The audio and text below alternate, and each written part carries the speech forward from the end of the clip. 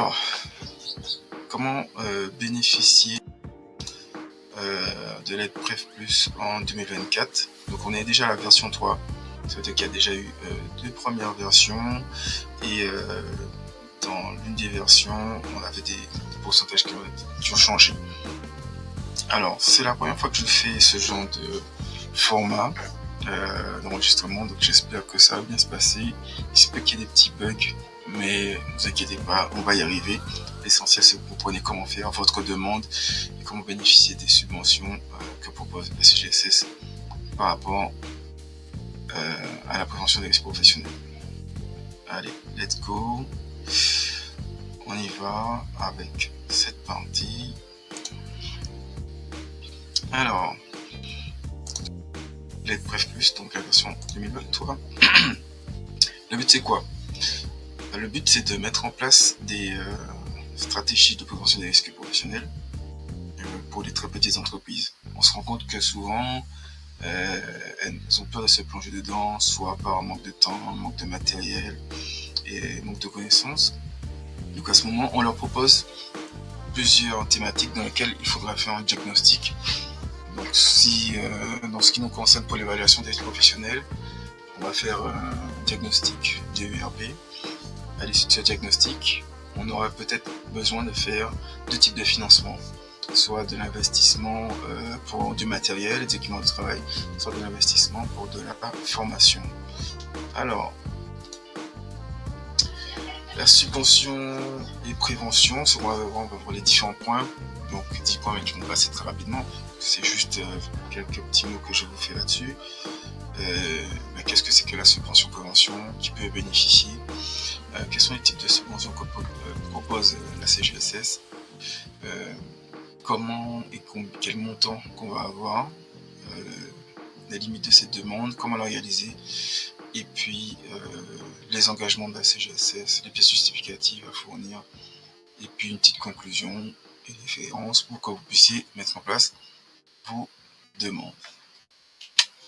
Alors, donc une subvention, les subventions de prévention sont des aides financières allouées aux petites et très petites entreprises. Donc c'est-à-dire que c'est des entreprises qui ont moins de 50 salariés, de 1 salarié jusqu'à 49 salariés. Donc elle permet à l'issue du diagnostic d'établir des investissements en termes de matériel ou de formation.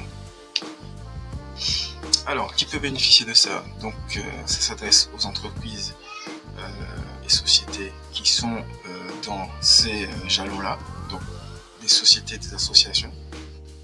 Alors, il ne faut pas que ce soit des organismes de la fonction publique, donc la fonction publique est refusée puisque eux, ils ne cotisent pas au régime général de la sécurité sociale.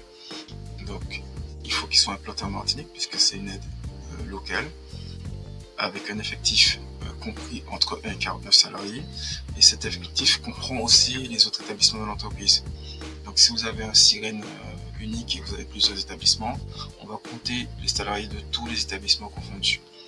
Il faut être à jour des cotisations, bien sûr, ATMP pour la CGSS et en particulier la direction des risques professionnels.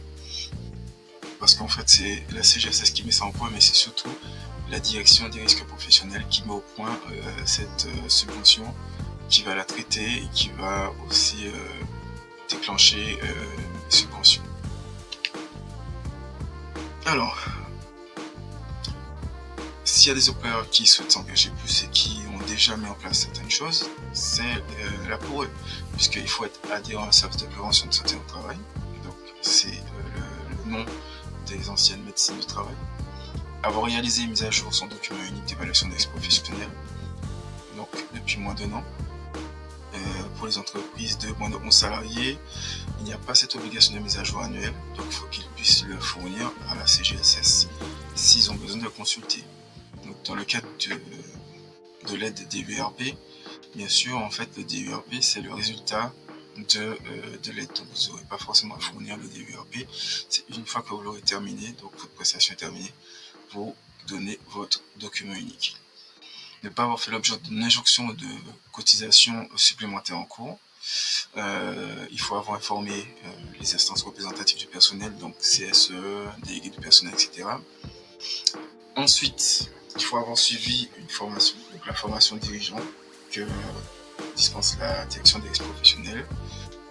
Et il faut aussi être engagé dans ce programme. Alors, petit mot qui vient à la fin, c'est que les entreprises engagées dans ces programmes nationaux de prévention et accompagnées à ce titre par le réseau des caisses régionales sont particulièrement concernées par sa subvention. Donc, en gros, toutes les entreprises sont concernées et surtout celles qui sont déjà engagées, c'est l'occasion pour elles de continuer leur engagement en faisant recours à cette aide. Alors, comment se passe cette subvention? Donc cette subvention se passe en 3 parties. La première partie, comme je vous ai parlé, c'est le diagnostic. Vous choisissez une thématique. Ça peut être management des risques professionnels, ça peut être le DERP, ça peut être la gestion des nouveaux arrivants dans l'entreprise, etc., etc. Donc vous faites le diagnostic. On est dans ce qu'ils appellent l'option 1. Donc c'est le diagnostic obligatoire. Une fois que vous avez fait ce diagnostic, vous allez pouvoir avoir des préconisations en matière d'équipement, de formation. Donc, ce qui est subventionné, ce sont des équipements neufs. Donc, on ne peut pas avoir des équipements qui sont sous le régime de ce qu'on appelle la défiscalisation, parce qu'ils n'appartiennent pas à l'entreprise. Les équipements et prestations listés ci-dessous, donc la liste on va la voir tout à l'heure. Les formations préconisées, ensuite on passe à l'option 3. Donc dans l'option 3, on a des formations qui sont préconisées pour l'utilisation du matériel. Donc vous avez fait l'option 1 et on vous dit que voilà, ce serait bien que vous ayez tel type de matériel, mais pour avoir tel type de matériel, vous devez faire telle formation. Donc à ce moment-là, vous avez la possibilité de faire subventionner cette formation dans l'option 3. Vous avez aussi dans votre diagnostic des formations qui sont préconisées, qui peuvent être mises en place aussi pour le travail en hauteur ou autre, etc. Bien sûr, il faut que les plans d'action issus des diagnostics soient validés par la direction des risques professionnels. Alors, chaque thématique est financée à 70% du montant de la facture de l'intervenant et dans la limite du plafond indiqué. Donc, on va le voir tout à l'heure, il y a différents plafonds. Donc, vous avez les thématiques qui sont listées ici. Donc, le management de la santé et sécurité au travail, elle est plafonnée à 5 000 €. Donc, on peut utiliser la grille Digest, qui correspondait à 20 salariés, ou la grille GPS-ST, qui est pour 20 à 50 salariés. On a l'aide évaluation des risques professionnels et élaboration de documents uniques, qui est plafonnée à 5 000 €. Et donc, on va utiliser le logiciel ERP pour vous écouter CGSS. Donc, en fait, c'est un fichier Excel. Évaluation des nuisances chimiques et physiques au poste de travail. Donc là, en fait, le financement est pris directement par la direction des risques professionnels. Mesures chimiques réalisées par la santé toxicologique et mesures physiques réalisées par le laboratoire de CIMPA. Donc ça, c'est des demandes qu'il faut faire à l'avance. Et en gros, vous avez en fait un pôle mesure qui vient de la CARSAT de Nord-Picardie pour pouvoir faire des mesures physico-chimiques en Martinique. Vous avez évaluation des risques professionnels, information et formation. Donc là, il s'agit de mettre en place des formations, des informations concernant les risques professionnels pour les salariés. Et à ce moment-là, là aussi, c'est pris en charge jusqu'à 7 000 €. Et il faut réaliser aussi des fiches de poste de sécurité pour tout le personnel. Vous avez le risque routier, plafonné à 5 000 €. Donc là aussi, donc, il y a un diagnostic à faire sur l'évaluation des risques routiers en utilisant l'outil Risque Routier Pro.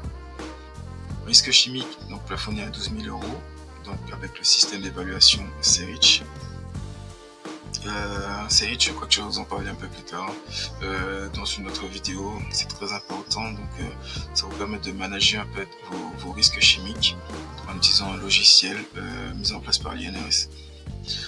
Ensuite, vous avez l'accompagnement des nouveaux. Donc la mise en place de sessions de sensibilisation au risque dans l'entreprise en utilisant l'outil TutoPrev. Vous avez aussi les risques liés à la coactivité, donc plafonné à 5 000 € pour les protocoles de sécurité pour toutes les opérations et les plans de prévention pour toutes les opérations.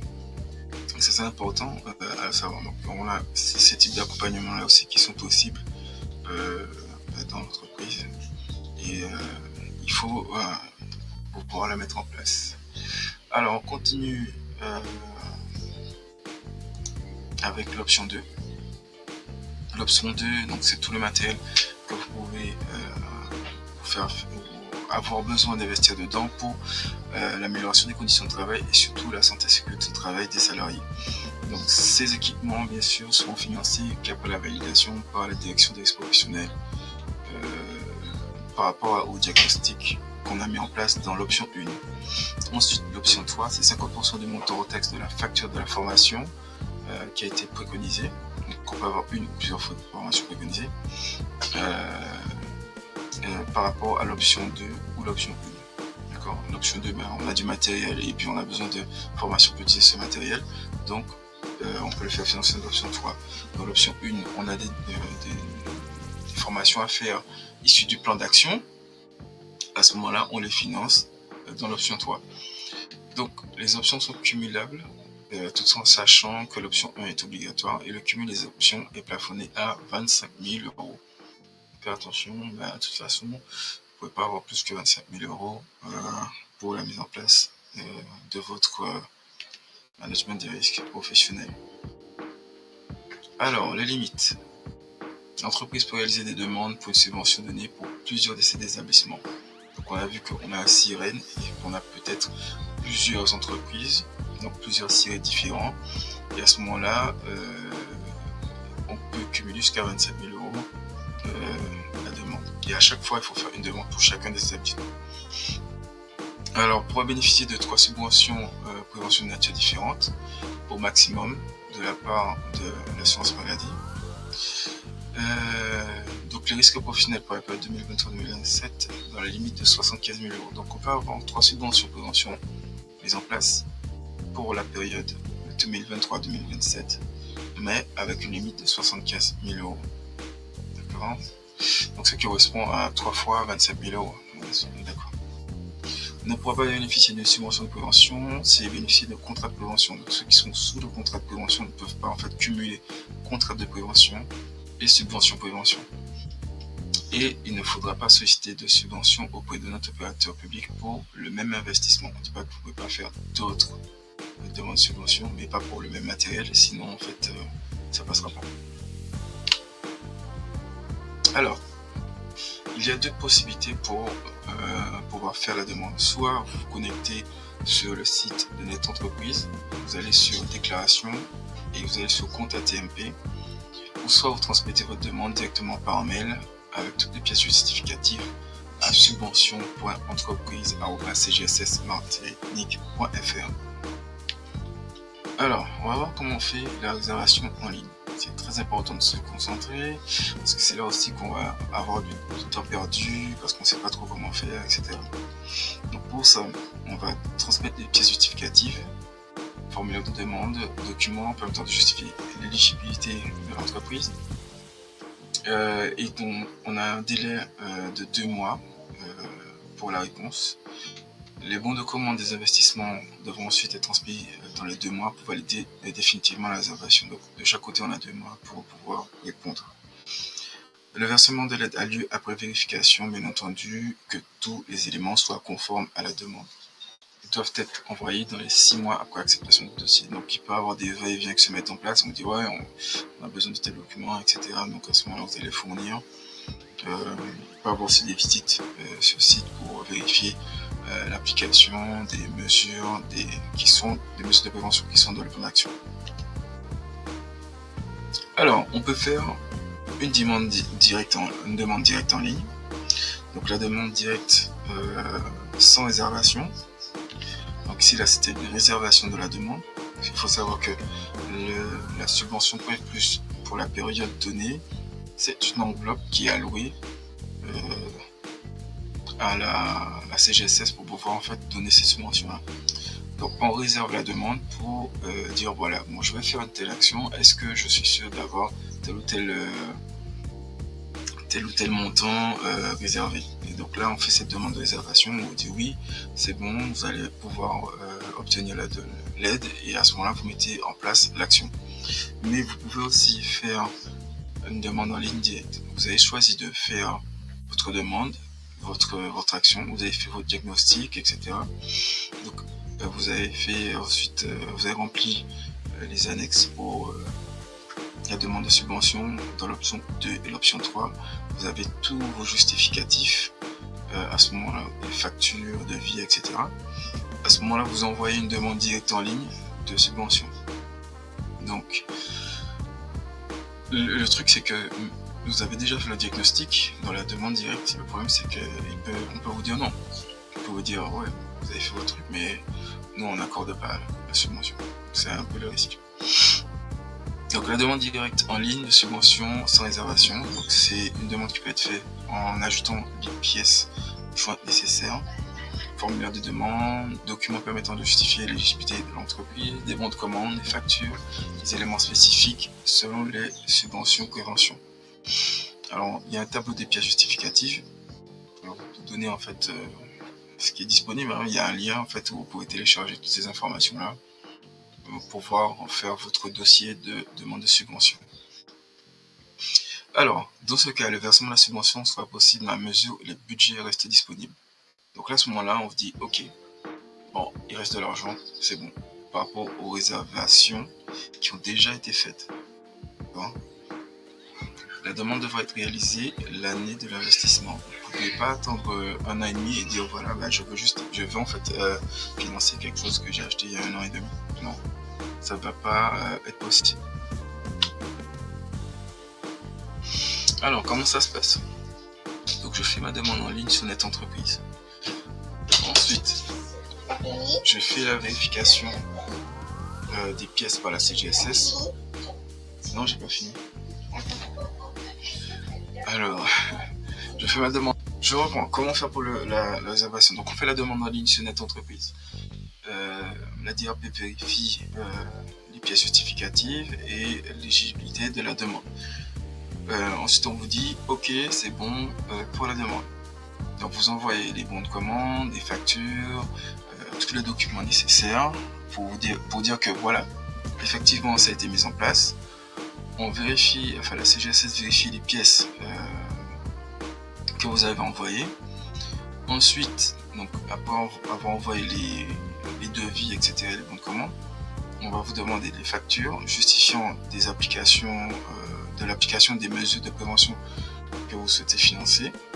Une fois que tout est OK, on va vous verser la subvention.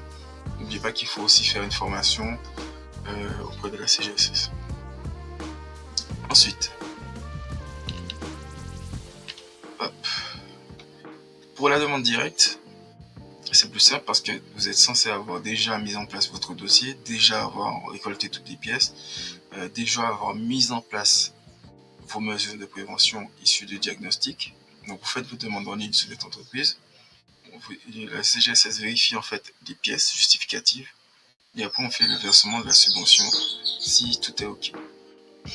Alors, comme je disais, dans le cas de la demande directe, en cas de refus, l'entreprise ne sera pas remboursée ses investissements. Ça, c'est le risque. Alors là, j'ai repris un petit peu comment faire pour aller sur NetEntreprise, choisir la demande. Donc c'est un portail qui est valable aussi bien en Martinique que dans toutes les régions de France. Mais pour la Martinique, il y aura une petite subtilité, c'est que nous, ce sera mentionné PF+. Alors ici, donc on va aller dans le menu NetEntreprise, gérer les déclarations. Ensuite, on va cliquer sur le choix des déclarations en bas à droite, de façon en fait à afficher le PF+. Donc on va aller dans compte ATMP, d'accord, ici là, on va le rajouter dans la liste de déclarations sélectionnées, s'il n'y est pas déjà, hein, parce que ça peut être déjà dedans. Donc il faudra juste le sélectionner ici et après appuyer sur la flèche pour le faire glisser de l'autre côté. Ensuite on valide. Et on voit que dans vos déclarations, on a la DSN, attestation de salaire, le compte ATMP qui est pour l'instant en gris. Donc d'ici 24 heures, normalement, ça va changer de couleur. Donc vous pourrez y accéder. Donc il est censé devenir violet. D'accord? Et à ce moment-là, vous pourrez cliquer dedans et vous allez faire une demande de subvention prévention TPE. D'accord? Alors, soit ce sera ça, mais là j'ai un petit doute parce que je n'ai pas vraiment accès à ce portail. Donc soit c'est directement subvention prévention TPE, soit c'est Bref Plus. En tout cas, il faudra cliquer sur celle-là. Ensuite, vous allez effectuer votre demande. On va vous donner les critères d'éligibilité, etc. On va compléter. Et après, il faudra encore attendre 24 à 48 heures pour pouvoir continuer et faire la demande. Une fois que c'est possible, on va sélectionner la subvention en question. Donc là, vous avez les différentes subventions qui s'affichent. Je ne sais pas si vous voyez bien. Donc ici, par exemple, c'est cuisine plus sûre, équipe modèle plus, filmeuse plus, métier de bouche plus, etc. Et donc vous allez avoir Bref Plus, prévention plus, Bref Plus. Je ne sais pas comment ça va s'afficher exactement. Vous allez cliquer dessus et vous allez pouvoir envoyer vos pièces justificatives pour votre demande. Alors, la CGSS, quels sont ses engagements? Donc, ils aident financièrement l'entreprise, mais bien qu'ils aident l'entreprise, ils ne peuvent pas être mis en cause pour les mesures de prévention que vous avez choisi de mettre en place. Donc, c'est l'entreprise elle-même, quand bien même vous faites la tâche, prenez la tâche de consultant, vous êtes responsable des mesures de prévention que vous allez mettre en place. N'oubliez pas que le document unique, la prévention des risques professionnels et les décisions en lien avec la prévention sont de la responsabilité de l'employeur. C'est important de relire aussi le document unique ou autre document qui est mis en place avec le consultant de façon à ce que vous puissiez valider ensemble le contenu de votre diagnostic. Dans le cas de problème de prévention rencontré son équipement, la CGSS se réserve le droit de refuser de le subventionner. Et vous avez dit que vous allez prendre un matériel avec tel type de prévention, de protection, etc. Et il s'avère que finalement, le matériel que vous avez commandé n'a aucune de ces protections. Donc la CGSS peut dire non, c'est pas ce qui était convenu et donc il peut refuser de le financer. L'entreprise s'engage à répondre aux différentes sollicitations de la CGSS. Donc en retour, la CGSS peut vous envoyer des courriers, vous demander aussi de répondre à des formulaires, des enquêtes sur le format de questionnaire, vous demander le programme, vous demander aussi de réaliser une visite sur chantier ou bien dans votre entreprise pour savoir si vraiment vous avez mis en place en fait les mesures de prévention que vous avez dit que vous alliez mettre en place. Dans le cadre de la politique de lutte contre les fraudes, le présent dossier est susceptible de faire l'objet de visites sur site après versement de l'aide financière. Alors, on va vous demander aussi de montrer ces investissements, de les prouver en fait par le biais de justificatifs. Donc, il faut garder les originaux de tout ce que vous avez fait comme transaction. Si l'équipement est non monté, non installé ou s'il n'est pas visible, si les prestations n'ont pas été réalisées ou si les déclarations sur l'honneur se révèlent erronées, ils peuvent vous demander un remboursement de la totalité de la subvention accordée. Donc ça c'est important. Si vous avez pris en compte cette subvention, ça peut être assez embêtant pour votre trésorerie. Alors pas seulement votre trésorerie, puisqu'on peut avoir aussi des poursuites. Alors, la caisse régionale peut également procéder à des mesures. Donc, si vous avez pris du matériel qui est censé ne pas faire trop de bruit et que finalement il est bruyant, je sais pas, si vous avez en fait du matériel qui est censé prévenir de certains risques, finalement en fait ça ajoute de nouveaux risques, à ce moment-là vous pouvez avoir des difficultés. Donc, dans ce cadre-là, il ne faut pas que vous revendiez l'équipement que vous avez subventionné, sinon on ne pourra pas vérifier que vous avez bien mis en place ces éléments. Ok. Alors, quelles sont les pièces à fournir? Pour toutes les demandes, il faut fournir le formulaire de demande de subvention. Donc c'est l'annexe 2, 3 et 4 qui sont dans le dossier d'attribution. Les attestations URSSAF, attestation de fourniture de déclaration sociale et paiement de cotisation, le RIB, les copies des devis, les copies des bons de commande, duplicata des factures, une fois que vous avez réalisé vos achats. Chaque facture doit bien être conforme et avoir le nom de SIRET, le nom de l'entreprise, la référence de la facture, la date de la facture, la désignation de la prestation, avec des montants exprimés en hors taxe, les extraits des relevés bancaires, alors indiquant le montant de la subvention et la date de la subvention. Donc les autres parties pourront être grisées, mais il faut qu'on puisse voir qu'il y a une ligne dans votre relevé bancaire qui correspond bien au paiement de la subvention, au paiement de l'action. Alors, vous avez quelques pièces complémentaires, donc l'attestation de participation à la formation. Donc vous avez fait une demande de subvention pour la formation en option 3, bien sûr il faut l'attestation de participation à la formation. Les certificats obtenus pour cette formation, l'attestation d'affiliation à la médecine du travail, donc au service de santé et de prévention, un exemplaire du rapport d'intervention du prestataire par rapport au diagnostic que vous avez mis en place, une attestation d'inscription ou de formation du chef d'entreprise à la formation dirigeant que met en place la DRP de la CGSS Martinique, Direction des risques professionnels. Alors, donc en conclusion, l'aide de la DRP permet à l'entreprise de faire un point sur ses problématiques en santé et sécurité au travail et de répondre très rapidement car il aura une aide pour pouvoir mettre en place les mesures de prévention. Donc il faut bien respecter le cahier des charges, que ce soit pour l'option 1, l'option 2 et l'option 3, par rapport aux demandes qui peuvent être faites de remboursement ou des accusations de fraude. Et puis moi ce que je vous dis c'est de ne plus perdre de temps pour se faire accompagner, pour réaliser en fait le dossier PrefPlus. D'ailleurs nous aussi on accompagne en fait les entreprises dans la mise en place de ce formulaire PrefPlus et des subventions qui en découlent.